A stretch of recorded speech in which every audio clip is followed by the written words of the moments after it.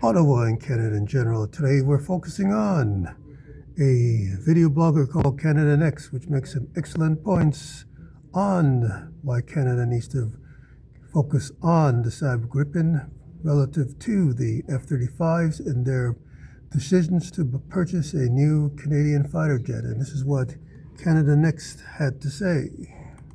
Sweden just completed something historic over the skies of Iceland, something Washington did not want Canada to see. And Prime Minister Mark Carney's response to what happened at Keflavik Air Base could permanently redefine where Canada stands inside NATO, closer to Washington or decisively closer to Europe. Everyone believed this was a straightforward procurement decision. Defense analysts assumed Canada would quietly complete its purchase of 88 American F-35 fighter jets made by Lockheed Martin. Washington expected Ottawa to fall in line. The U.S. ambassador to Canada personally warned about consequences if the deal didn't go through. They were all utterly incorrect. Keflavik Air Base, Iceland, February 2026. 6 Swedish JAS-39 Gripen fighter jets touched down on frozen tarmac alongside more than 110 Swedish Air Force personnel from Skaraborg Air Wing F-7. Their mission? Leading NATO air policing duties over Iceland for the first time since Sweden joined the alliance in 2024.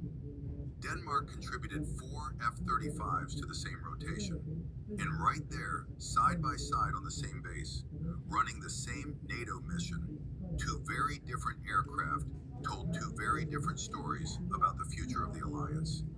Translation: Sweden just proved in real operational conditions that the Gripen doesn't just compete with the F-35 inside NATO, it integrates seamlessly.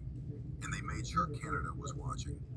CTV News was specifically invited to witness the deployment firsthand. Now, why does this matter so much? Dear viewers, to understand why Carney's fighter jet review is really a NATO alignment decision disguised as a procurement question, you need to understand what changed in the last 18 months. The Arctic environment presents unique operational challenges: harsh weather, extended distances, brutal flight conditions. NATO's own Allied Air Command acknowledged this publicly, and the Gripen was specifically engineered for exactly these conditions.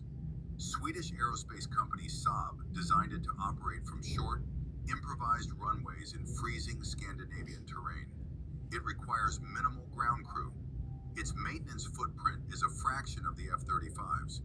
For a country like Canada, with the longest Arctic coastline on Earth and vast, remote northern territory, these aren't minor technical advantages. They're strategic fundamentals. But here's where this gets genuinely fascinating. The operational argument is only half the story. The other half is industrial sovereignty. Saab isn't just offering Canada a fighter jet. They're offering to build it on Canadian soil. Imagine camping. So these are some critical points raised by this particular video. That it's about, operating on Canadian soil. It's about jobs. It's about industrial sovereignty.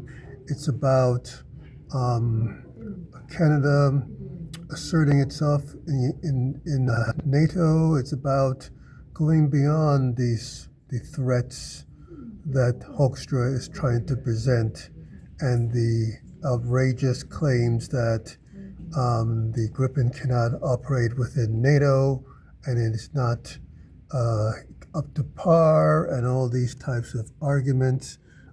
This is what the presentation by Saab has shown to basically look at the way in which the flawed logic of the Hoekstra and the United States is trying to use to manipulate Canada into the direction which is not based upon the need for Canada to be able to decide on its own what is best for us as Canadians, our sovereignty.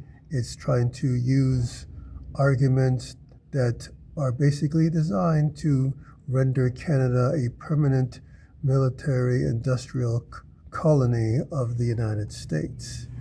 So these are important decisions that Canada must make, and they then elaborate. Industrial base that doesn't depend on a single foreign supplier, who also happens to be led by a president who called your country a state to be annexed. Think about that for a moment. When U.S. Ambassador Peter Hoekstra went on CTV last May and said that NORAD requires interchangeability and interoperability, that Canada and America need to fly the same planes with the same parts in one integrated system, he wasn't making a technical argument. He was making a dependency argument. He was saying Canada's defense infrastructure must remain locked inside Washington's ecosystem permanently, regardless of who sits in the Oval Office, regardless of whether that president respects Canadian sovereignty or threatens to erase it. And when Hoekstra followed up in November, calling the F-35 a phenomenal success and insisting it's not an American plane, but an international plane, the framing was revealing. Because if it's truly international, then why does Washington react with such alarm every time Ottawa even considers an alternative? The answer is leverage, pure and simple.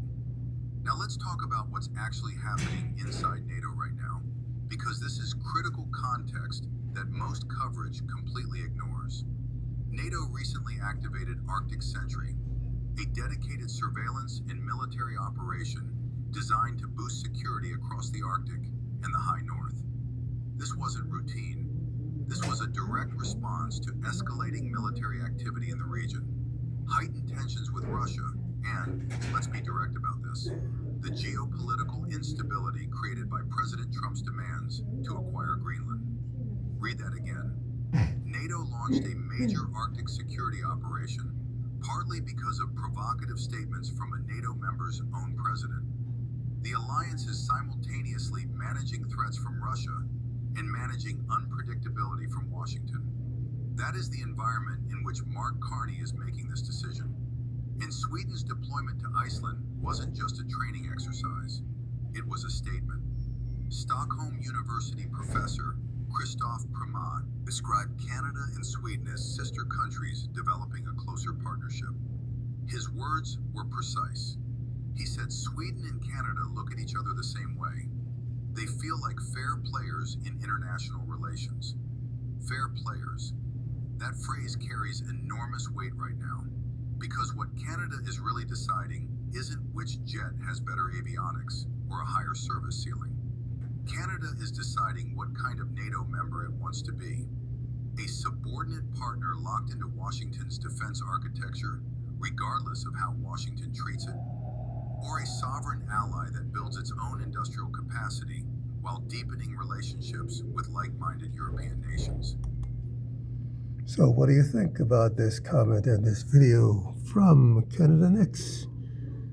Look forward to your comments below on the video. If you want to check out the rest of it, is Denmark flies F-35, Sweden flies Gripens. Canada has a decision to make. So check them out and make your comments below, and subscribe to this channel for more updates on the Saab-Gripen versus F-35 debates. Thanks for watching.